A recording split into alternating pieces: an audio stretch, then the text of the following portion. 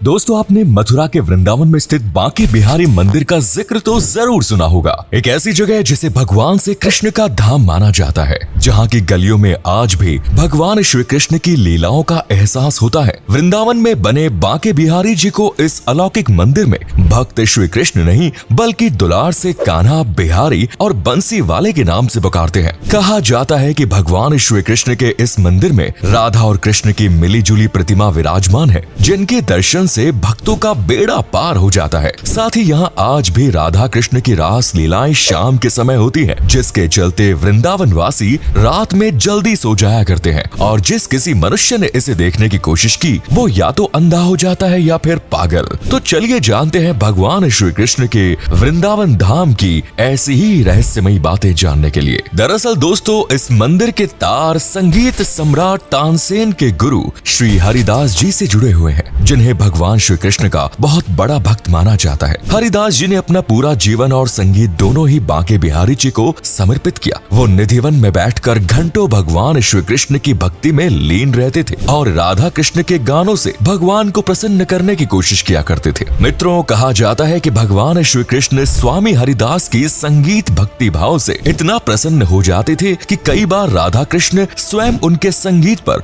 खिंचे खिंचे पृथ्वी लोक चले आते थे। ऐसे में एक बार स्वामी हरिदास के शिष्यों ने उनसे भगवान के दर्शन कराने की विनती की। उनका मानना था कि स्वामी जी तो रोजाना ही प्रभु के दर्शन किया करते हैं, आखिर एक बार इसका लाभ उन्हें भी लेने दे। सभी भक्तों की गुजारिश पर स्वामी हरिदास उनको निराश नहीं कर पाए और दोबारा कृष्ण भक्ति में लीन हो गए। इसके कुछ समय के बाद राधा और कृष्णा दोनों ही उनके सामने प्रकट हो गए। तब स्वामी जी ने भगवान श्री कृष्ण से अपने शिष्यों की प्रार्थना उनसे जाहिर की। ये सुनकर श्री कृष्ण ने स्वामी हरिदास से अपनी इच्छा व्यक्त करते हुए कहा, अगर वो चाहे तो वो राधा संग यहीं रह सकते हैं। तब हरिदास जी ने श्री कृष्ण से कहा, कान्हा, मैं तो संत हूँ, आपको तो मैं लंगोट पहना कर भी यहाँ रख लूंगा, परंतु राधा रानी के लिए रोज नए आभूषण और वस्त्र कहाँ से लाऊंगा। अपने भक्त की ऐसी मीठी वाणी सुनकर श्री कृष्ण काफी प्रसन्न हुए और राधा जी के साथ एक होकर अपना स्वरूप छोड़कर अदृश्य हो गए। मित्रों, आपको बता दें कि आगे चलकर इसी अलौकिक प्रतिमा को हरिदास जी ने बांके बिहारी का नाम दिया, जो कि राधा कृष्ण का एक मिला जुला रूप है। यही नहीं, माना ये भी जाता है कि भगवान श्री कृष्ण की इस प्रतिमा की बनावट इतनी अनोखी है कि इसकी शैली वृंदावन के बाकी अन्य मंदिरों से अलग है। और आखिर ऐसा हो भी क्यों ना,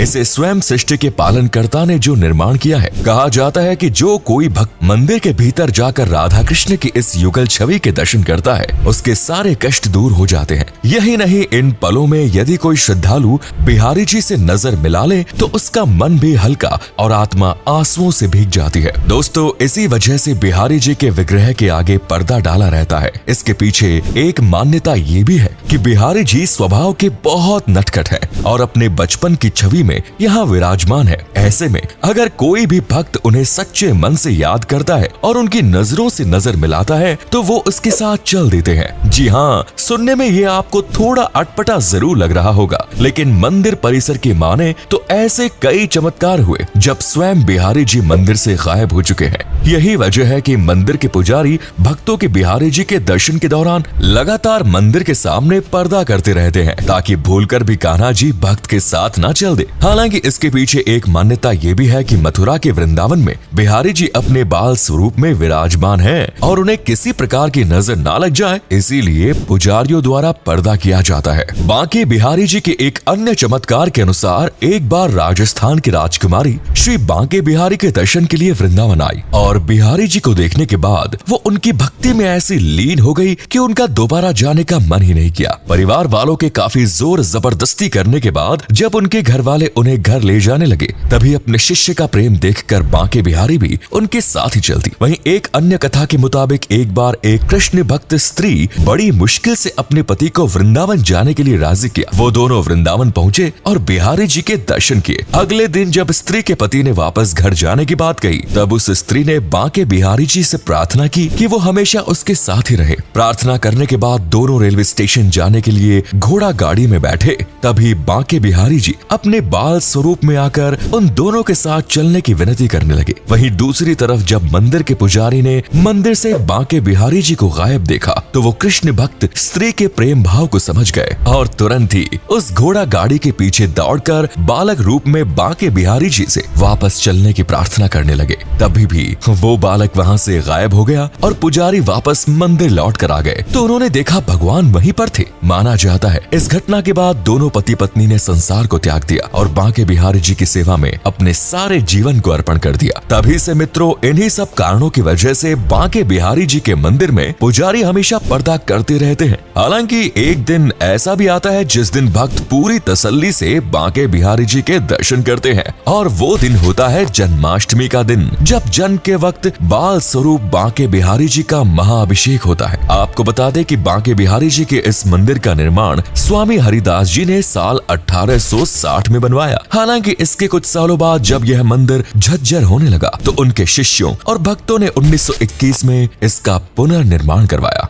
बांके बिहारी जी के चमत्कार यहीं पर खत्म नहीं होते। एक बार तो उन्होंने भक्त को मुसीबत में पड़ते देख उसके लिए कोर्ट में जाकर गवाही भी दी। दरअसल इस कथा के मुताबिक एक गरीब ब्राह्मण बांके बिहारी जी का बहुत बड़ा भक्त था। वो रोजाना बांके बिहारी जी का नाम लेकर ही अपने दिन की शुरुआत करता था। उनके दर्शन के बगैर वो भोजन का एक निवाला तक नहीं ग्रहण करता था, फिर चाहे उसके ऊपर कितनी भी बड़ी मुसीबत क्यों ना आ जाए। एक बार किसी कारणवश उस ब्राह्मण को एक महाजन से कुछ पैसे उधार लेने पड़े, जिसका ब्याज सूद समेत उस ब्राह्मण ने महाजन को प्रति महीने ईमानदारी के साथ लौटा दिया। लेकिन आखिरी किस्त देने के दौरान जब गरीब ब्राह्मण ने महाजन से हिसाब चुकता करने की बात कही तो महाजन बेईमानी पर उतर आया और ब्राह्मण से बोला कि अभी तक सिर्फ तुम्हारा ब्याज ही पूरा हुआ है, मूलधन तो बाकी है। गरीब ब्राह्मण के 1000 बार मनाने के बावजूद भी महाजन नहीं माना और उसने उसके ऊपर कोर्ट में केस कर दिया। कोर्ट में ब्राह्मण ने जज को अपनी पूरी आप बीती सुनाई, परंतु दोस्तों कानून कहा बिना सबूत के कुछ मानने वाला था। जज साहब ने भी ब्राह्मण से उसकी बात का सबूत मांगा, जिस पर ब्राह्मण ने बांके बिहारी जी के मंदिर का पता बता दिया। अदालत ने मंदिर का पता नोट करके बांके बिहारी जी के नाम का समन भेजा। बस फिर क्या, भक्त को बचाना था और बांके बिहारी जी ना आते आखिर कैसे हो सकता है। आखिरकार तारीख की दिन पड़ी और गवाही देने के लिए एक बूढ़ा आदमी जज के सामने आकर कटघरे में खड़ा हो गया और गवाही में उसने हर उस तारीख का जिक्र किया जिस दिन गरीब ब्राह्मण ने महाजन को पैसे दिए। यहाँ तक कि बुजुर्ग ने जज को ये भी बताया कि महाजन की खतौनी में इस बात की लिखी पढ़ी ना होने की वजह से नौबत यहाँ तक आई है। मित्रों माना जाता है यह बुजुर्ग इंसान और कोई नहीं बल्कि स्वयं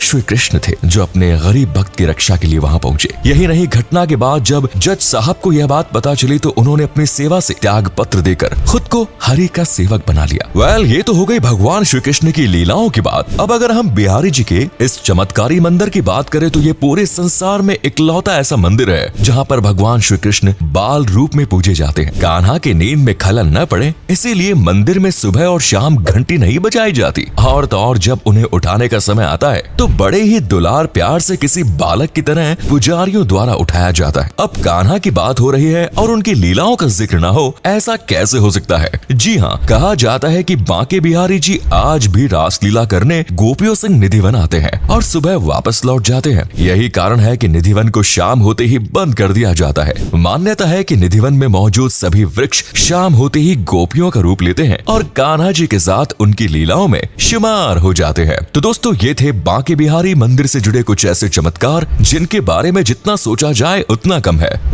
अगर आपको हमारे द्वारा दी गई जानकारी पसंद आई तो लाइक करें, शेयर करें, चैनल को सब्सक्राइब करें। धन्यवाद।